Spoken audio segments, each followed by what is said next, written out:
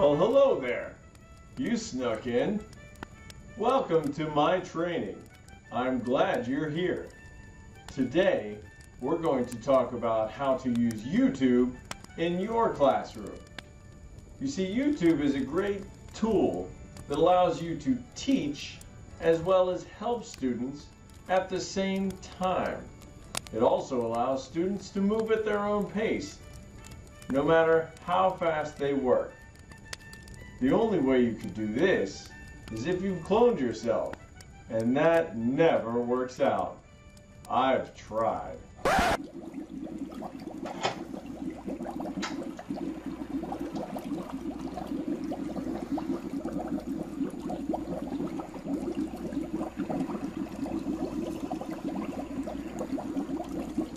The next best thing is YouTube, because you can record your lesson and each student can move through it at their own pace.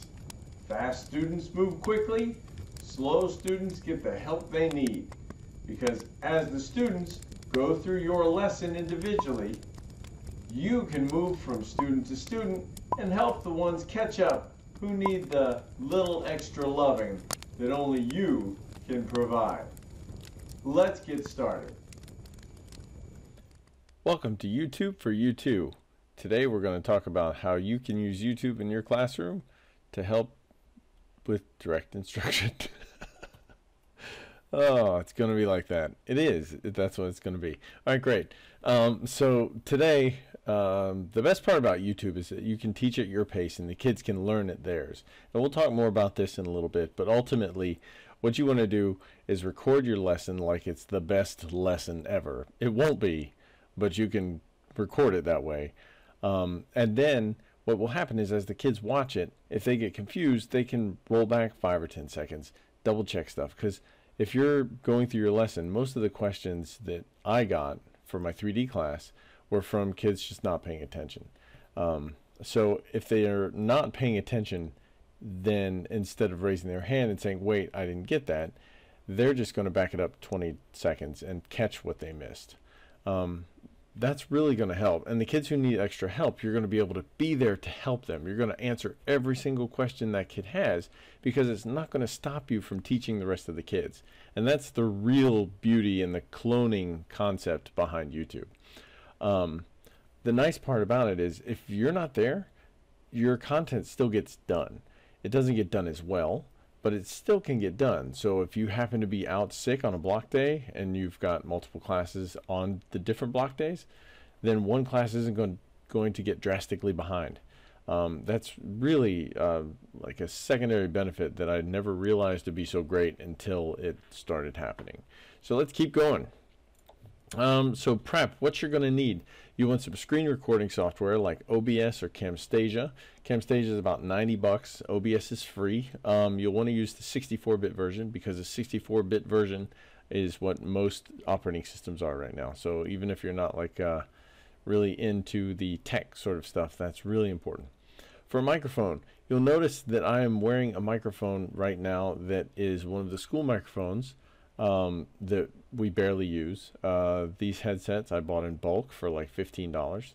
So it doesn't take a lot for a mic to work. You can get fancier mics, and at some point during this presentation I will swap over to a fancier mic just to sort of give you the difference. But other than that, this will work. I did like 70 videos on a mic just like this. Of course, you got to know your content knowledge, and you need a growth mindset. You're going to make mistakes. Things aren't going to be great, but the process here is fantastic. Once you get it down, it really frees you up to help those kids who really need the help. All right, let's talk about planning it out. You see, what I'm going to do here is I'm going to stop. I'm going to stop the recording. You're not going to know, but I'm going to stop the recording because I've done a good job so far. So that's really good. So I may have messed this up 2 or 3 times. Just saying. So, but this time I didn't. So I'm going to stop it right here so that I don't have to mess up the next one and then redo the whole thing. So what we want to do is we want to plan, after we plan everything out, so we want to set up our recording system. I'm actually using Camtasia in order so that I can record OBS, because I can't record OBS and set it up at the same time. So if you see me adjusting this, that's why. So in OBS, and I'm going to maximize this, what you have is sources. Now it's really pretty good about finding your sources for your audio right away. And you'll notice that down here I'm getting little levels bouncing around. Now I can adjust those levels through here. So I can turn them down or crank them up. As long as they're in the green and not too far in the yellow, we should be okay. If they're getting in the yellow too much, it's better to probably be a little too soft than too loud. So once that's going, you want to set up your video recording. Now in sources right here, you can click the plus, and then we are going to actually capture a display. That means the entire screen. So click on this, and then I'm going to call it laptop, and click OK, and now we go down the rabbit hole. So you'll notice that this is the properties for laptop. Now that's just my name. It just happens to be the screen that my laptop is, on. You'll notice it says capture cursor. Generally I want to keep that because what I do, although you may or may not, if you're doing drawing on a tablet or doing math on a tablet, I don't know what you might want to keep it, I assume. Anyway, so now we have like our Contra hallway. I'm going to so now that we have our laptop, we're basically ready to go. If you don't get video, you can adjust this, or if your audio is not coming through, then that's a problem. You'll notice that I've got no desktop audio coming in right now, but if you've got music or something that you're playing on your let's see, I could turn something, but if you've got the music or something playing on your laptop, then, or on your computer, then it will play. All right, cool. So now that that's going, let's get back to our slideshow.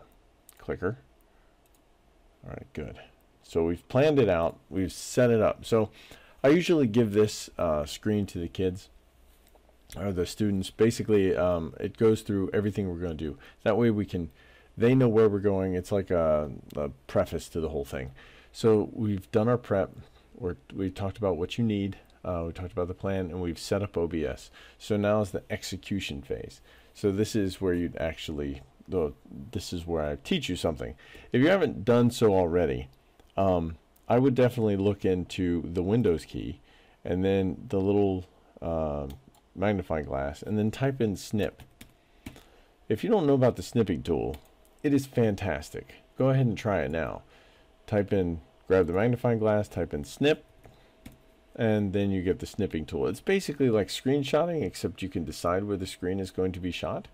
If you click new, then you drag a box, and then you hit save, and then you can save it as a JPEG file or a GIF or a PNG, and that's pretty great. PNG is great because you can actually have transparency, although the snipping tool won't use it.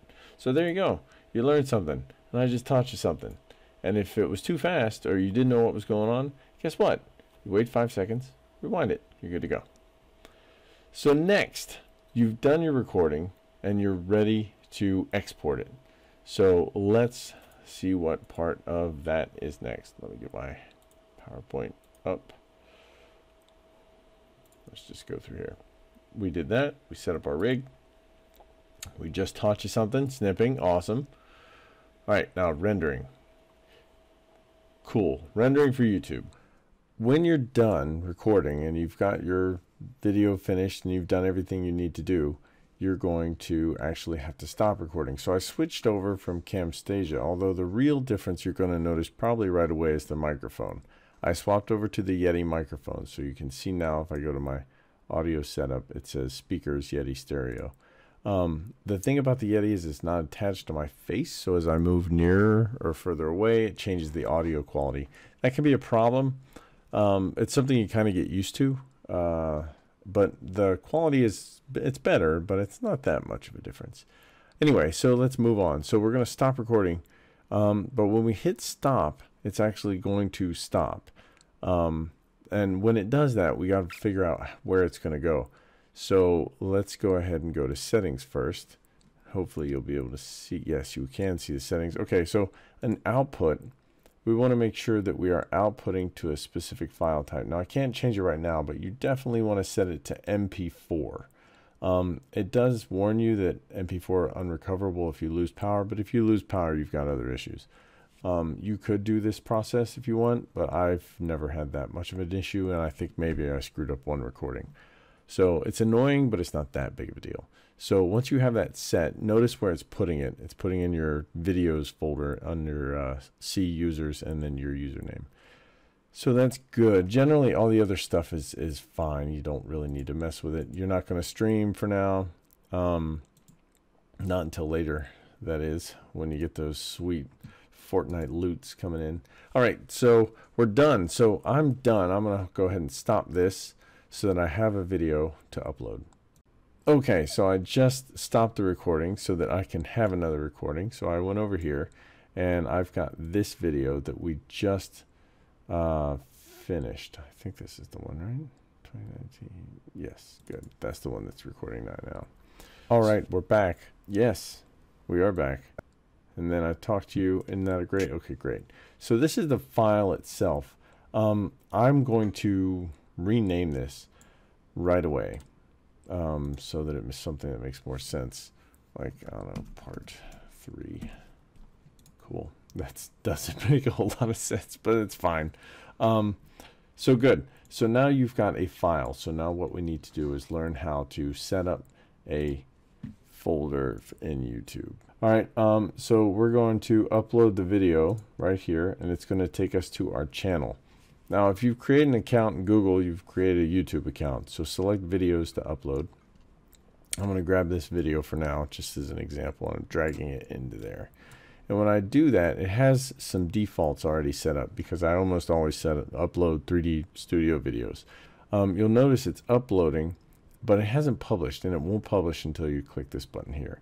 Eventually, you'll want to have playlists where you can set it to specific playlists, because that way it sort of organizes stuff for your users. And I always set it by quarter and week and day. So that way it's quarter 1, week 2, day 3, whatever. If there's more than 3, it's like day 3A, day 3B, especially if you've got short videos. That's really the way to do it. I cover everything in here, and I also link files through here. So in my SCPS drive, I've got all sorts of CroomsCon stuff, of course, but ultimately, you can create a folder, a new folder, call it teacher training. There we go. So I'm going to create a teacher training folder, and then I can right click and then get shareable link, and turn that on, and then I can go to sharing settings, and then generally I want to change this so to more, because I want anyone, so it's public on the web, or anyone with the link. So it's not specific to Seminole County Public Schools. And then I can click save. And then I can get the link right here. You can copy that. You can get a shorter version of it by going to like tinyurl.com and putting that in, and it'll fix it. If you want to email people and say, yo, you really want to be able to edit it, or if you just want to view it, that's how that works. So that's for like files, like if there's any files that they need to work on, that's a great way to get that going. So there's that. So you've uploaded it. Yay. Processing done. Upload status, upload complete. Now there's some other stuff here like translations. The original language is in English. You can actually have it translate for you. That used to cost money. It might not have to anymore. I don't ever use it. Monetization. It's not a big deal. You can monetize it or not. And then advanced settings for education. You can set the recording date and all sorts of stuff here. I don't usually mess with this too much. You won't even be able to do monetization if you don't set it up, so that's not even going to be an option. But the basic info is where you really want this stuff. For public, you can have it unlisted so people can see it, but if they have the link, but not otherwise, you can schedule it so it pops on Monday, or private means just you, theoretically. But you know, Google overlords are watching. And then I usually set a thumbnail. Now a thumbnail is great for a splash screen, and that's what people are going to see. I do mine, like I was saying before, I'll do mine in like this, right? And I'll do our snipping tool. Remember how I showed you the snipping tool? And I'll set the snipping tool once it comes up. New. I'll just do this. Boom. Boom shakalaka. And then save it, and then I'll call it splash. Cool. And then I'll save it. I'm not going to. Oh, sure, I'll save it. And then I can upload that down here for custom thumbnail. If you did it in a JPEG, it's easy to do. You just find where you put it. I don't know where I put it. Pictures? Whatever. All right, and that's basically it so far. Now, if you're recording this on a 1080p, 1920 across by 1080p up and down screen, which most of your screens should be, then you're going to upload it and it's going to work fine, especially if it's MP4, like I showed you earlier out of OBS. It's going to look good. It's easy to do. Happy, snazzy.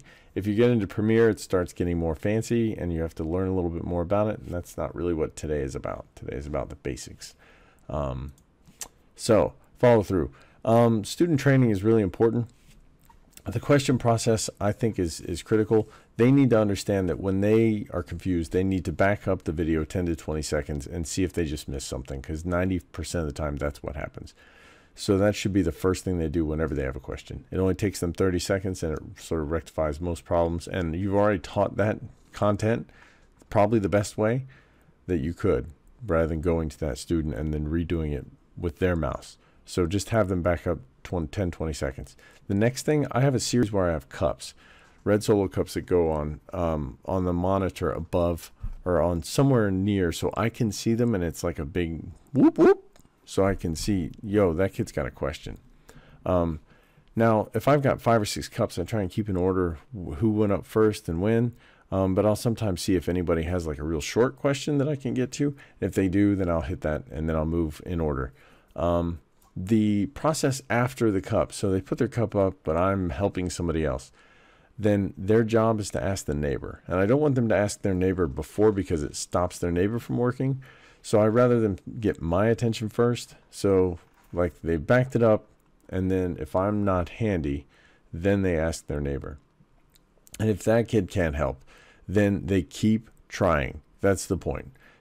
Always keep trying. Never stop working. The whole thing about putting your hand in the air takes it off the mouse. And for me in 3D modeling, that's why I don't want. I want them to keep trying things, because eventually if they figure it out, they're going to learn that concept better anyway. And I find that 60-70% of the time, they'll figure it out. They'll figure out what went wrong, because they'll keep backing it up and checking it. So student training on how this process works is really, really critical. All right. I'm not quite ready for that. Another best practices, so I said keep videos short so they feel a sense of accomplishment, and it also helps them sort of like bookmark where they are quicker. Keep all of your videos together. If it's 3 hours for the entire week, then you're going to be able to get, your slowest kids should be able to get through that in a 5-hour work week. Your fastest kids are going to burn through that super quick, especially if they work at home. And the best part is, if a kid's sick, they can still work at home. Most of the time. If they need special software and it's not on their laptop, then they're out of luck. But they'll be able to get through it. So having, like, you are everywhere at all times. They have no excuse. It's excellent. So yeah, so keep your video short. Make sure you have an extension. So your fast kids are going to finish. So what you're going to want to do is have an extension, or let them work on other work or whatever. I really, with art classes, you can never truly be done. You just run out of time. And I've told them that 1,000 times. But art is special, I guess. I don't know if math can be done, or reading, I don't know. You will have to work that out for you. But ultimately, you want to have an extension for your real smart kids, and they're going to, something that they can explore and really sort of stretch their legs and be like, yes, I have some freedom to do stuff. But it's not freedom to do nothing. And that's another part of the training that's really critical at the beginning.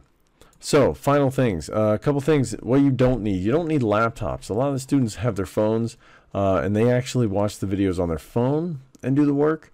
That's probably because they also like to be able to text when they get texts in and answer back and stuff like that. This can be an issue, although I've found it's not that bad.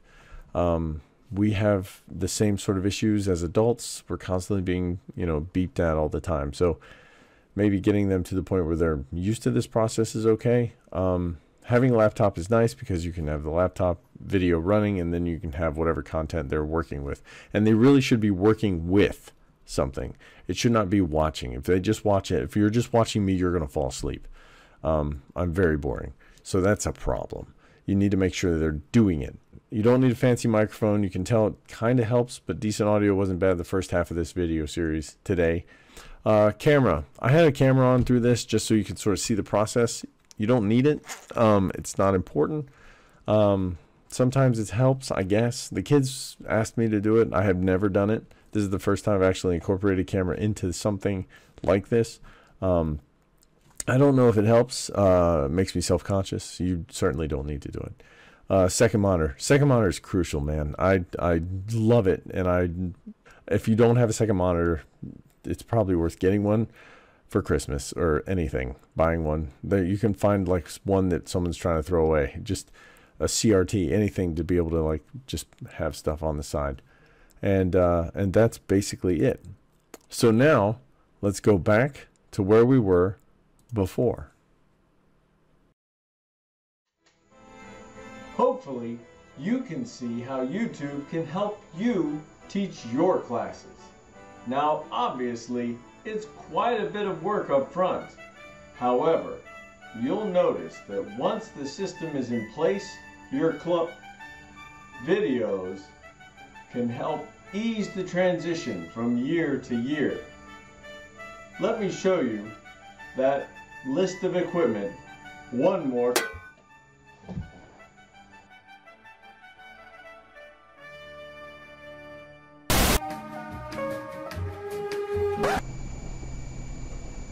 That's it. You've done it. You've created a video of yourself. And if you have any questions, you can contact me, Clayton Donnan, on the email there. And I will answer your questions. Bye-bye. Good luck out there.